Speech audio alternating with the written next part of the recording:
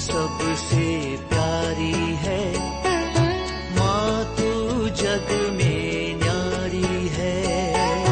माँ तू सबसे प्यारी है, माँ तू जग में न्यारी है।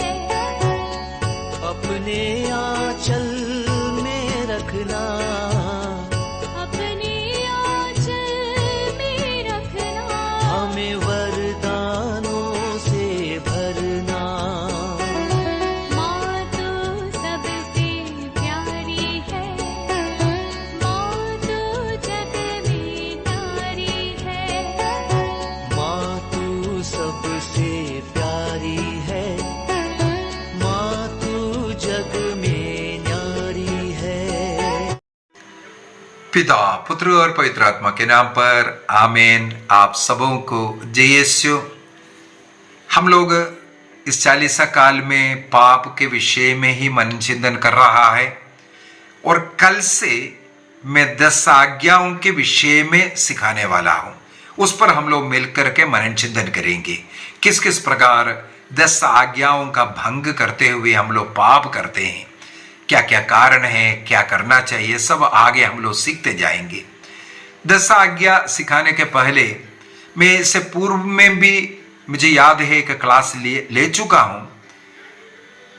प्रोटेस्टेंट 10 आज्ञा और कैथोलिक 10 आज्ञा में संख्या में कुछ फर्क है। क्यों फर्क है? मैं इससे पूर्व में भी इसका क्लास लिया है, समझाया हूं और आज मैं पुनः एक बार और सिखाना चाहूंगा, क्योंकि कई लोग ये पूछते रहता है, विशेषकर जो पेंटेकोस्टल लोग जिसको ये मालूम नहीं है, वे लोग हमेशा ये कैथोलिक के ऊपर टिप्पणी लगाता है, इन लोगों ने तो नियम को बदला, 10 आज्ञा को बदला, ये है वो है, ऐसा ऐसा बोल करके ये लोग टिप्पणी लगाते रहते हैं, क्योंकि वो अज्ञान है, उनको मालूम नहीं है बेचारे लोग, क्योंकि उनको सही शिक्षा तो नहीं मिलता है। जो शैतानी शिक्षा जो मिल रहा है उसमें पड़े हुए लोग ऐसे ऐसे बोलेगा। लेकिन आज हमारे और प्रोटेस्टेंट कलीसिया का जो 10 आज्ञाओं का नंबर में क्यों फर्क है, इसके विषय में मैं बताना चाहूंगा। बाइबल का रचना कैसे हुआ, बाइबल कैसे बना, बाइबल के रचना कैसे हैं, ये इतिहास आपको हमारे पारिवारिक प्रार्थना एवं धर्म शिक्षा किताब का जो पेज नंबर 209 में बाइबल का इतिहास, बाइबल कैसे लिखना शुरू किया, किसने लिखा, कैसे लिखा, और हमारे भाषाओं में आज हिंदी में, इंग्लिश में सब हम लोगों को जो बाइबल कैसे मिला, ये किसने ट्रांसलेट किया, ये सब इतिहास इसके अंदर आपको मिलेगा। और आखिरी में जाकर के मैंने कुछ और तत्वों को भी लिखा है। सन 1450 में जॉन गुटेनबर्ग ने 1450 में जॉन गुटेनबर्ग ने प्रिंटिंग मशीन का खोज किया और सबसे पहले जो कैथोलिक वुल्गाते बाइबल प्रिंट करना शुरू किया था। बाइबल को प्रिंट करने के लिए प्रिंटिंग मशीन शुरू किया था।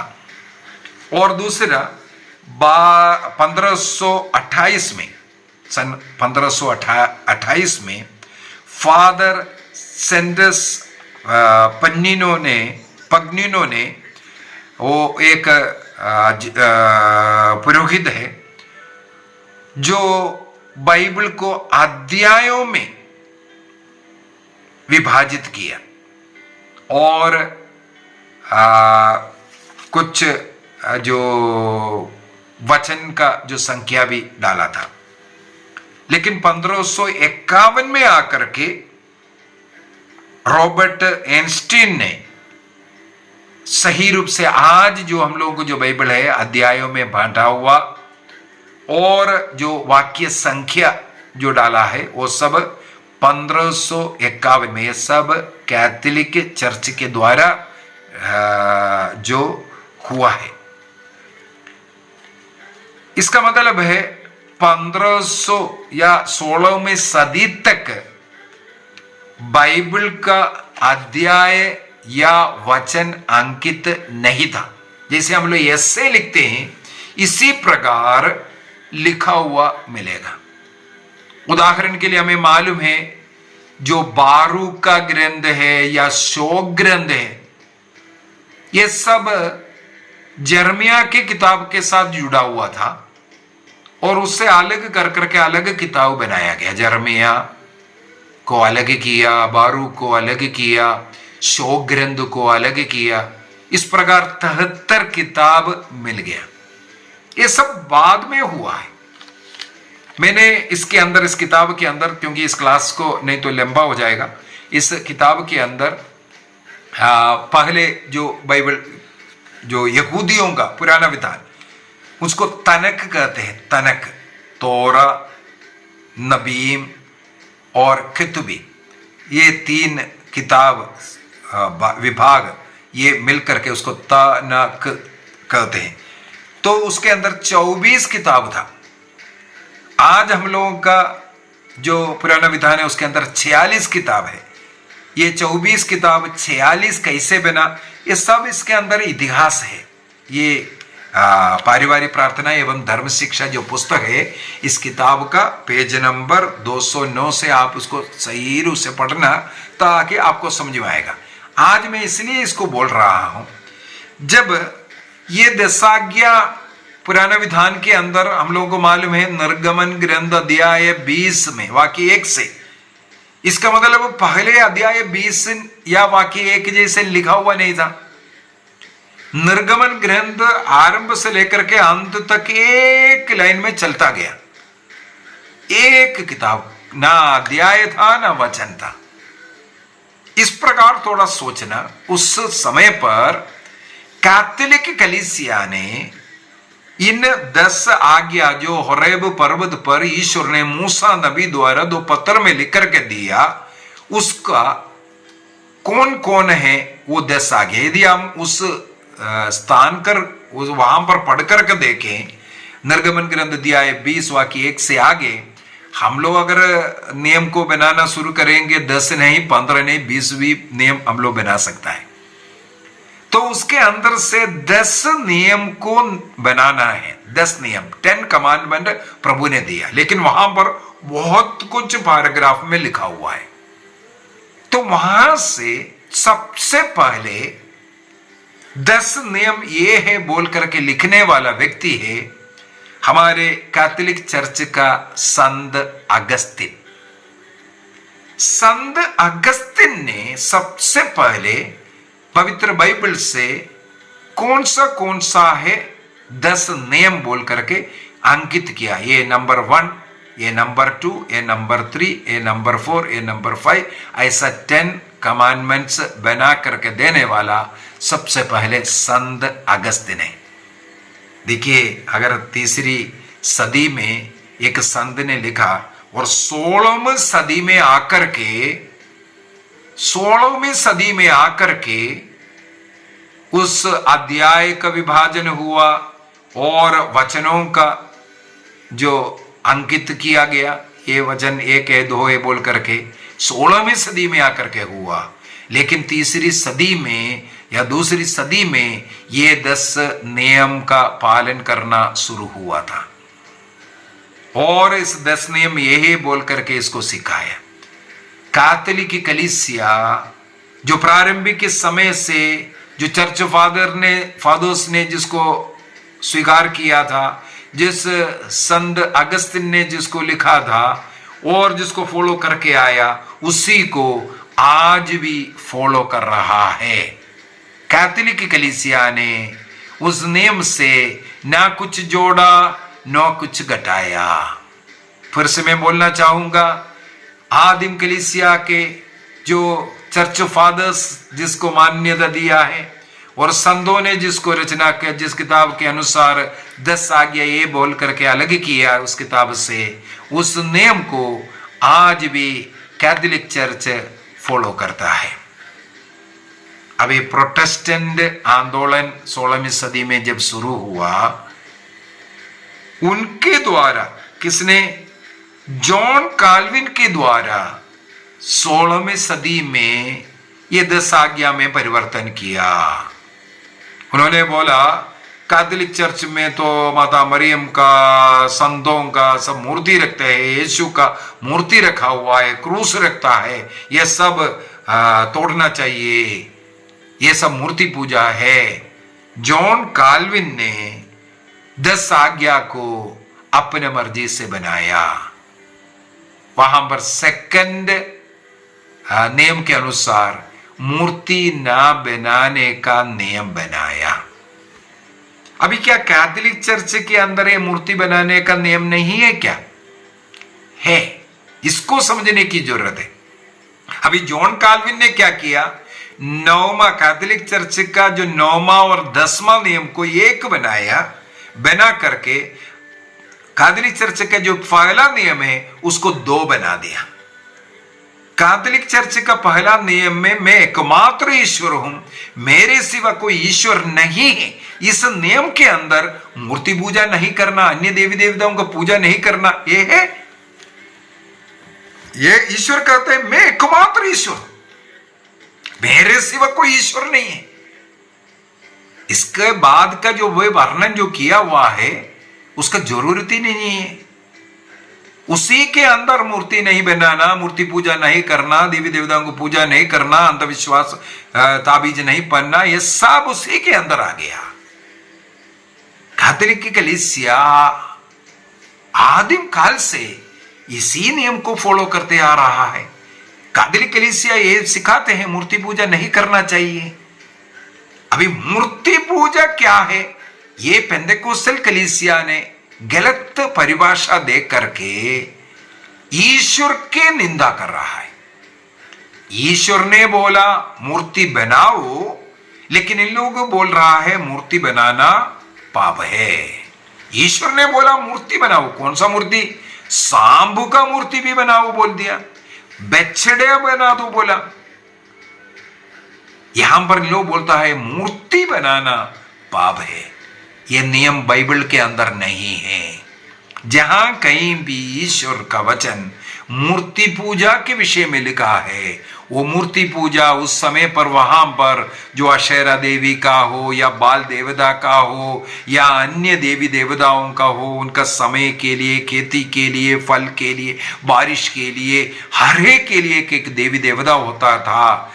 पशुओं का, पक्षियों का, सूरज का, चांद का सब पूजा कर रहा था। वहां पर उसका मूर्ति बनाता था और मूर्ति बना करके वो वही ईश्वर है ये बोल करके उसका पूजा करता था। इसका विरोध करते हुए बाइबल में जहां कहीं भी लिखा है वो लिखा है मूर्तियां बनाना पाप नहीं है।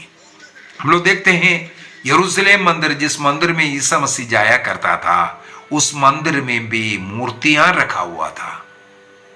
उस मंदिर में बछड़े का मूर्ति, सिंह का मूर्ति, वो खरूब का मूर्ति, ऐसे ऐसे अनेकों मूर्ति और चित्र से अंकित था वो मंदिर। उस मंदिर में ईसा मसीह स्वयं जाते थे। वो मूर्तियां पूजा के लिए नहीं था। जहां बछड़े का, सोने का बछड़े का मूर्ति बना करके उसको पूजा किया, यही ईश्वर है बोला, वहां पर उन्होंने पाप किया, ईश्वर ने उसके लिए दंड दिया। यह समझने की जरूरत है। माता मरियम का, ईसा मसीह का कि कोई मूर्ति बना करके, वो मूर्ति ईश्वर करके कोई नहीं बोला। ये ईश्वर की मां की मूर्ति है या प्रभु ईसा मसीह का मूर्ति है, ये संत फलाना का मूर्ति है, यही बोला जाता है। उस मूर्ति जिसका है उनका आदर सम्मान करने के लिए कैथोलिक कलीसिया में मूर्ति रखा हुआ है। उसको मूर्ति पूजा नहीं बोलते हैं। स्वर्ग का वो जो नाटक करना है, उसके लिए कोई व्यक्ति एक्टिंग करना है। ईश्वर ने मूसा को स्वर्ग का रूप दिखा करके, वहां का देख करके बोला इसी प्रकार मंदिर बनाना है। वहां केरूब था, स्वर्गदूत था, स्वर्गदूतों का मूर्ति बनाया। वहां ईश्वर को उन्होंने देखा, उनका दर्शन किया, उसी प्रकार ईश्वर का मूर्ति बनाया। तो इस प्रकार मूर्ति बनाना कोई पाप नहीं। कलाकारों को, निर्गमन ग्रंथ अध्याय 31 के अंदर कलाकारों को जो कलात्मक रूप बनाने की कृपा ईश्वर ने दिया, ईश्वर ने यदि कला मूर्ति बनाने का कृपा दिया है, इसके बाद उसने अगर मूर्ति बनाया तो वो पाप कैसे हो सकता है? इसलिए गलत नहीं। हाँ, अभी इन लोगों ने 10 कमांडमेंट्स में फर्क डाला, 16वीं सदी में आकर के ये फर्क डाल करके पहला आज्ञा को डिवाइड कर करके ऐसा सिखाया। सिखा दीजिए। कैथोलिक कलीसिया भी बोल रहा है मूर्तियां बनाना, मूर्ति पूजा करना यह सब पाप है करके कैथोलिक चर्च भी यही सिखाते हैं।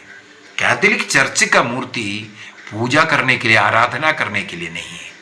वो जिसका आराध्य है उनकी आराधना करने के लिए, उस स्टेज तैयार करने के लिए, एक भक्ति का माहौल लाने के लिए इसको इस्तेमाल करता है।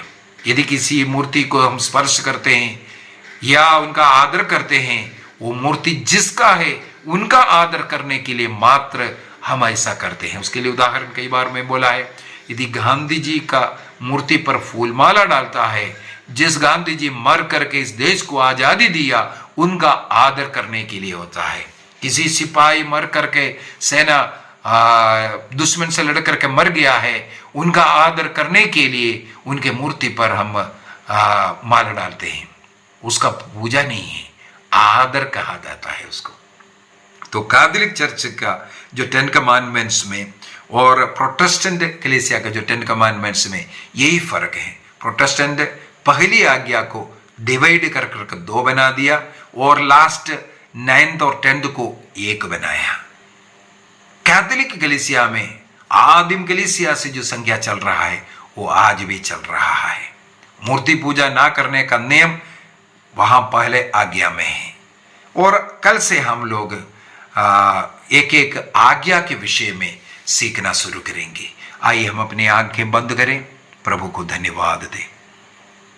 इस समय पर मैं सभी लोगों के लिए प्रार्थना करता हूं, इस 40 काल में अपने पापों को याद करने, कैसे कैसे हम पाप करते हैं, धार्मिक शिक्षा, सही शिक्षा ग्रहण करने का प्रयत्न करेंगे। आप रोज इन बाइबल क्लासों को देखेंगे, अपने जीवन में धीरे धीरे एक फर्क लाते जाइए प्रभु से जुड़ कर रहने के लिए। ये उपवास व्रत का दिन हम ऐसे जीवन जिएंगे, प्रार्थना भक्ति का, रोज बाइबल पढ़ना, रोज मिस्सा बलिदान जाना और अच्छा पाप स्वीकार कर पाप को दूर करना निर्णय कीजिए। हम कैथोलिक कलीसिया के लोग कितना सौभाग्य लोग हैं। हर वर्ष प्रभु हमें ऐसा अवसर दे रहा है। प्रभु को धन्यवाद दीजिए। प्रभु के साथ चलकर हम एक अच्छा पवित्र जीवन जिएंगे, आशीष प्राप्त करेंगे। प्रभु आप सबों को आशीष प्रदान करें। पिता, पुत्र और पवित्र आत्मा के नाम पर आमीन। आप सबों को जय यीशु।